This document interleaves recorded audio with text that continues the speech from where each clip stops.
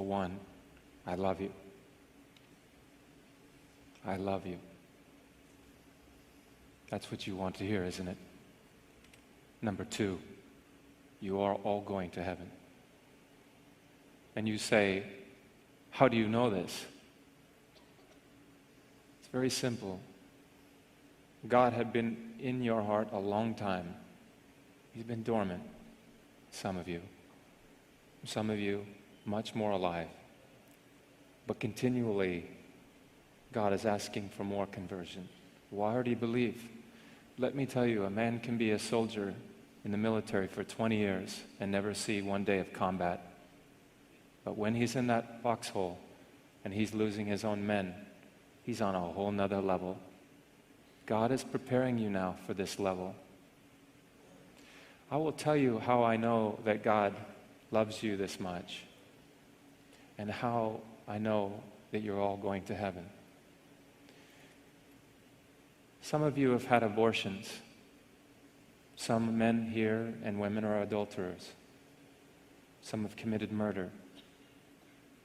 Some of you didn't have the abortion, but you paid for it, so you have contributed to this. Many people are a part of this great sin in this country. Over 50 million in the United States alone. 45 million die every year in the world.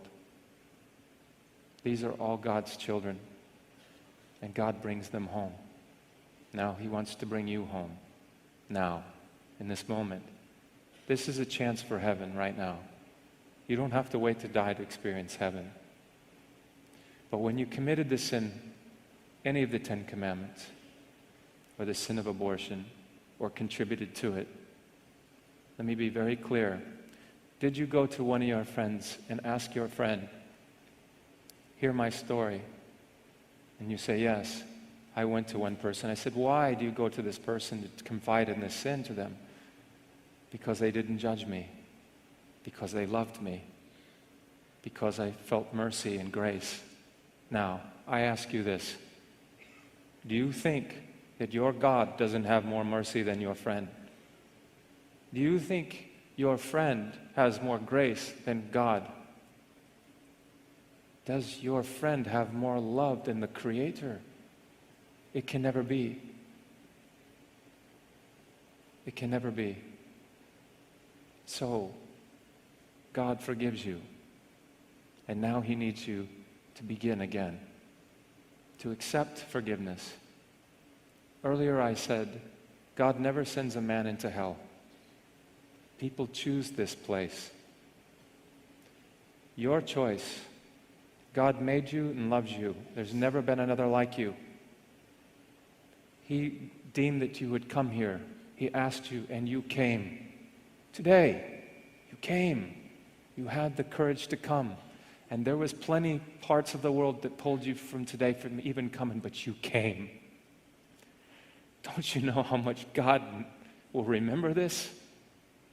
Do you think He is a God that's just sitting there waiting to toss you off? You are perfect. There is no one else like you. And without you, He would cry.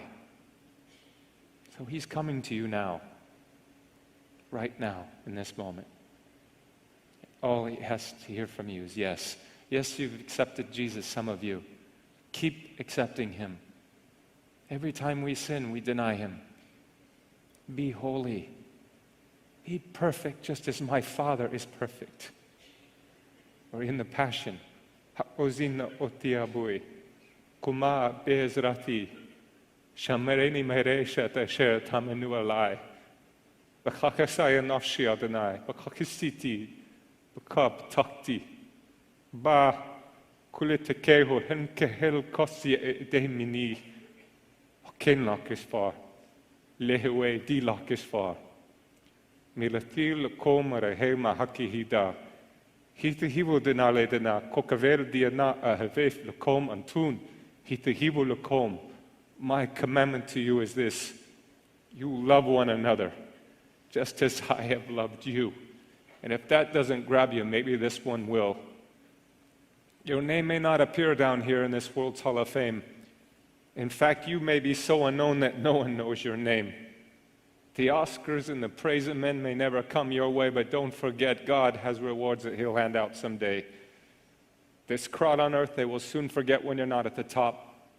They will cheer like mad until you fall, and then their praise will stop. Not God, He never does forget. And in His Hall of Fame, by just believing on His Son, forever there's your name. I tell you, friend, I wouldn't trade my name, however small, that's written there beyond the stars in that celestial hall, for all the famous names on earth, or the glory that they share. I'd rather be an unknown here and have my name up there. God bless you. Fantastic.